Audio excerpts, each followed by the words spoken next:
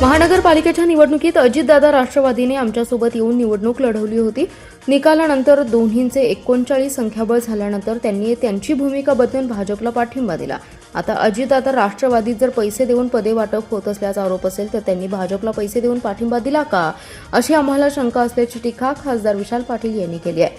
आम्ही जैन व गुजरातील समाजाला प्रतिनिधित्व देऊ शकलो नाही, त्यामुळे स्वीकृत नगरसेवक पदाच्या निवडणुकीत दोन्ही समाजाच्या प्रतिनिधींना बोलावून चर्चा केली आणि काँग्रेसकडून जैन समाजाचे सागर बिरनाळे आणि गुजराती समाजाचे अमित शहा यांना संधी दिली असल्याची प्रतिक्रिया खासदार विशाल पाटील यांनी दिली आहे. काँग्रेसमध्ये सध्या स्वीकृत नगरसेवक पदावरून नाराजी पसरली आहे. याबाबत विशाल पाटील यांनी आपली भूमिका पत्रकारांशी मांडली आहे. ते म्हणाले, महापालिकेची निवडणूक महाविकास आघाडी म्हणून लढवली होती.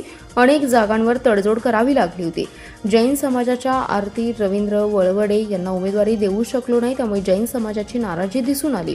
कुपवाडमध्ये 12 जागा होत्या, या ठिकाणी मोठं अपयश आलं. भाजपने तिथे 2 जैन उमेदवार दिले होते. जैन समाजाने काँग्रेसवर उघड नाराजी व्यक्त केली. त्यामुळे जैन समाजाला न्याय देण्याच्या उद्देशाने दादा घराणे आणि काँग्रेसशी एकनिष्ठ असलेल्या सागर बिरनाळे यांना संधी दिली असल्याचं त्यांनी सांगितले. मिरज रेल्वे जंक्शन परिसरात नशेखोरांचा उच्छाद कायमच सुरू असतो. मात्र आज भर दुपारी धिंगाणा घालणाऱ्या नशेखोराला व्यापाऱ्यांच्याकडून अमानुष मारहाण झाल्याची घटना घडली आहे. या मारहाणीचा व्हिडिओ व्हायरल झालाय. घटनेची माहिती मिळताच पोलिसांनी तात्काळ घटनास्थळी धाव घेतली.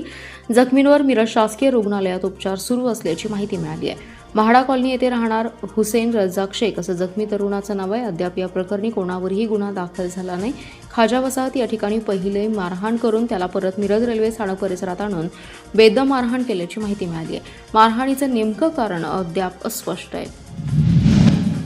पोलीस दलातील वरिष्ठ अधिकाऱ्यांच्या बदल्यांचे आदेश गृह विभागाकडून सोमवारी देण्यात आले. सांगलीच्या पोलीस अधीक्षकपदी साताऱ्याचे तुषार दोशी यांची नियुक्ती करण्यात आली आहे. वाढत्या गुन्हेगारीमुळे चर्चेत आलेले सांगलीचे अधीक्षक संदीप घुगे यांची मुंबई येथील पोलीस उपायुक्त सुरक्षा राज्य गुप्त वार्ता विभाग येथे बदली झाली आहे. तुषार दोशी यांनी फिजिक्समध्ये पदवी पूर्ण केली आहे. सन 2001 मध्ये महाराष्ट्र लोकसेवा आयोगाची परीक्षा उत्तीर्ण होऊन ते पोलीस दलात भरती झाले आणि पुढे IPS अधिकारी म्हणून कार्यरत झाले.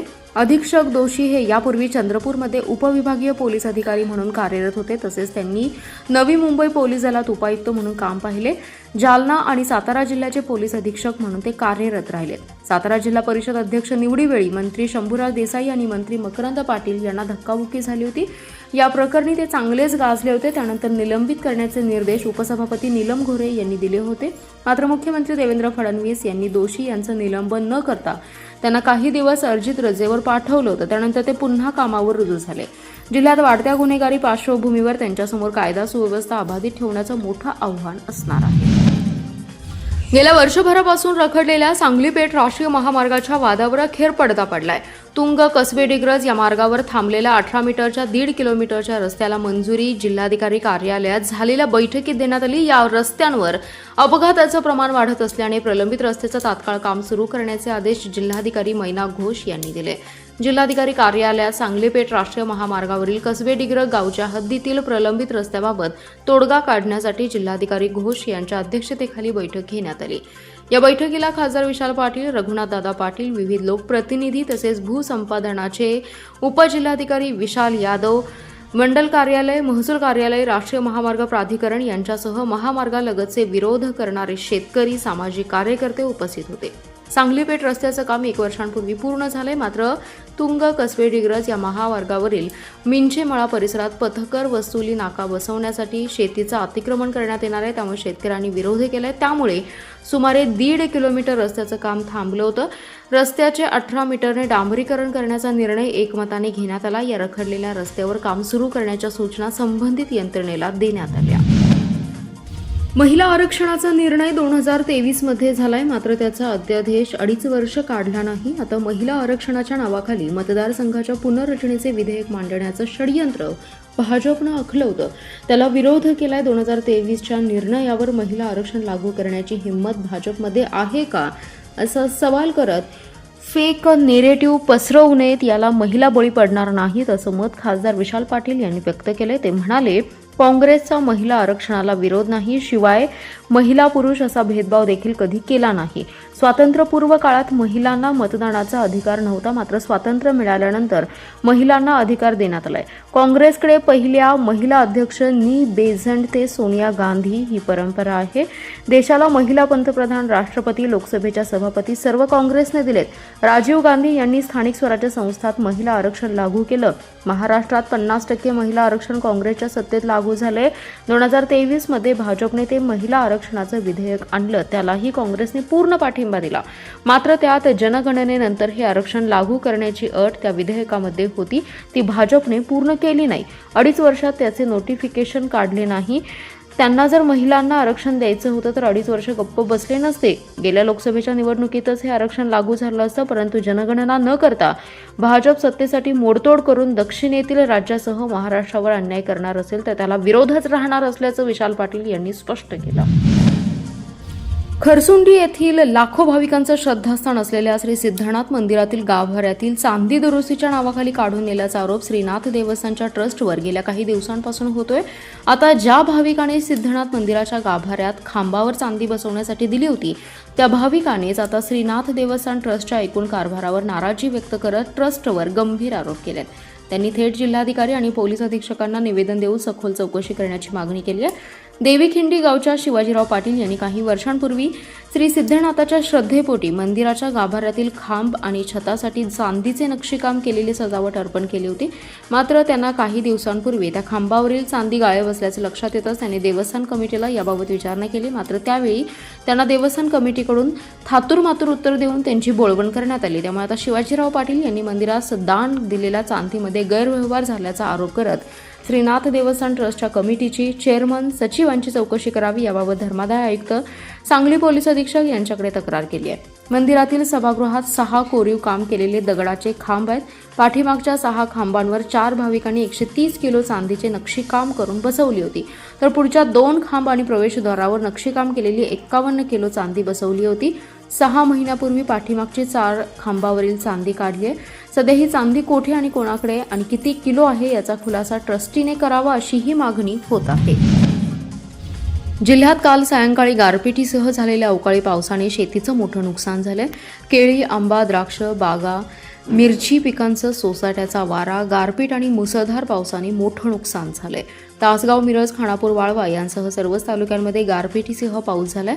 तासगाव तालुक्यातील निमणीसह अनेक गावांमध्ये देखील पिकांचं मोठं नुकसान झालंय. यामध्ये सोसाट्याच्या वाऱ्यामुळे काही ठिकाणी द्राक्ष बागांच्या काड्या मोडून गेल्या, तर काही ठिकाणी वाऱ्यामुळे द्राक्ष बागांच्या तारा तुटून द्राक्ष बागा कोसळल्या, तर काही ठिकाणी आंब्यांची पडझड झाली आहे, तर काही ठिकाणी मिरची पिकाचं मोठं नुकसान झालंय.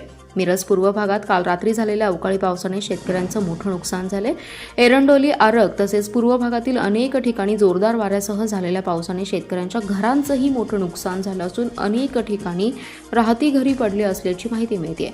तसेच गोठ्यावरील पत्रे उडून गेलेत. काही ठिकाणी गोठ्यातील जनावरे अंगावर पत्रेही पडल्याने जखमी झालेत. एरंडोली गावातील राजाराम पाटील, गणेश पाटील यांच्या राहत्या घरावरील पत्रे उडून घराचं मोठं नुकसान झालंय. त्यामुळे त्यांचं कुटुंब रस्त्यावर आले. वाऱ्याचा जोर इतका होता की पत्रे बाजूच्या रानामध्ये येऊन पडलेत. नुकसानग्रस्त शेतकऱ्यांनी ही माहिती जिल्हा परिषदेच्या महिला व बालविकास सभापती स्नेहल उमेश मोरे यांना दिली आहे. त्यांनी लगेच क्षणाचाही विलंब न लावता पावसामध्ये जाऊन घटनास्थळाची पाहणी केली. पद्मभूषण नागनाथअण्णा नाईकवाडी यांच्या त्यागातून उभ्या राहिलेल्या वाळवा येथील हुतात्मा सहकारी साखर कारखान्यात सध्या संघर्षाची ठिणगी पडली आहे. कारखान्याच्या कारभारात कोट्यवधी रुपयांचा भ्रष्टाचार चालल्याचा गंभीर आरोप करत सभासद आणि कामगारांनी एल्गार पुकारला आहे. अण्णांच्या स्मारकासमोर सुरू झालेल्या या बेमुदत ठिय्या आंदोलनामुळे संपूर्ण सांगली जिल्ह्यात खळबळ उडाली आहे. या आंदोलनाचे नेतृत्व किरण नाईकवाडी करत असून त्यांना गौरव नाईकवाडी आणि केदार नाईकवाडी यांची साथ लाभली आहे. कारखान्याच्या आर्थिक व्यवहारामध्ये मोठ्या प्रमाणावर अनियमितता झाल्याचा दावा आंदोलकांनी केलाय. संस्थेच्या हितापेक्षा वैयक्तिक हित जोपासलं जात असल्याचा आरोप करत जोपर्यंत या कथित भ्रष्टाचाराची सखोल चौकशी होत नाही आणि दोषींवर कठोर कारवाई केली जात नाही तोपर्यंत मागे हटणार नाही असा पवित्रा सभासदांनी घेतलाय. आंदोलनस्थळी बोलताना अनेक सभासदांनी आपल्या तीव्र भावना व्यक्त केल्या. ज्या मूल्यांच्या जोरावर नागनाथ अण्णांनी या कारखान्याची उभारणी केली त्या विचारांना तिलांजली दिली जाते असं सांगत सभासदांनी निषेध केला. कारखान्यावर कर्जाचा डोंगर उभा राहिला असून तो कर्जमुक्त करण्यासाठी आणि पारदर्शक कारभारासाठी चेअरमन वैभव नाईकवाडी यांनी कारखाना कर्जमुक्त करावा आणि तात्काळ आपल्या पदाचा त्याग करावा अशी मागणीही यावेळी जोर धरू लागली आहे. या आंदोलनात मोठ्या संख्येने कामगार आणि सभासद सहभागी झाले. मिरजेत रविवारी रात्री 2 गटात राडा झालेला पाहायला मिळालाय. कमाडवेस परिसरात रविवारी पिंट्या भोरेच्या टोळक्याने एका रेकॉर्डवरील गुन्हेगारावर जीवघेणा हल्ला केल्याची घटना घडली आहे. या हल्ल्यामध्ये डोक्यावरील वार चुकवताना रेकॉर्डवरील गुन्हेगाराची 2 बोटे छाटली गेल्याने तो गंभीर जखमी झालाय. उदय माने असं जखमी तरुणाचं नाव आहे. कोयता आणि लाकडी दांडक्याने जबर मारहाण करून जखमी केलंय. या हल्ल्यात पिंट्या भोरे, ध्रुव भोरे, प्रथमेश तांदळे, प्रवीण असे हल्लेखोरांची नावे पुढे आली आहेत. हल्ला करून आरोपी फरार झालेत. रात्री कमांडवस येथे तू अलीकडे लय पुढे पुढे करतोस, तू कमानीचा दादा झालायस का? इथला दादा फक्त एकच पिंट्याभाई असं म्हणून उदय माने याला जीवे मारण्याच्या उद्देशाने त्याच्या डोक्यात उजव्या हातावर वार केला. यावेळी उदय माने हा पळून जाण्याचा प्रयत्न करत असतानाच कोणत्या तरी धारदार शस्त्राने त्याच्या पोटात खुपसलं, तसेच लाकडी दांडक्याने डोक्यात मारहाण करून जखमी केलं. या प्रकरणी चौघांच्यावर गुन्हा दाखल झाला असून मिरज शहर पोलीस अधिक तपास करत आहेत. विवाह पश्चात पतीला सोडून प्रियकरासोबत राहत असल्याच्या कारणावरून कर्नाटकातील एका महिलेचा खून करण्यात आलाय.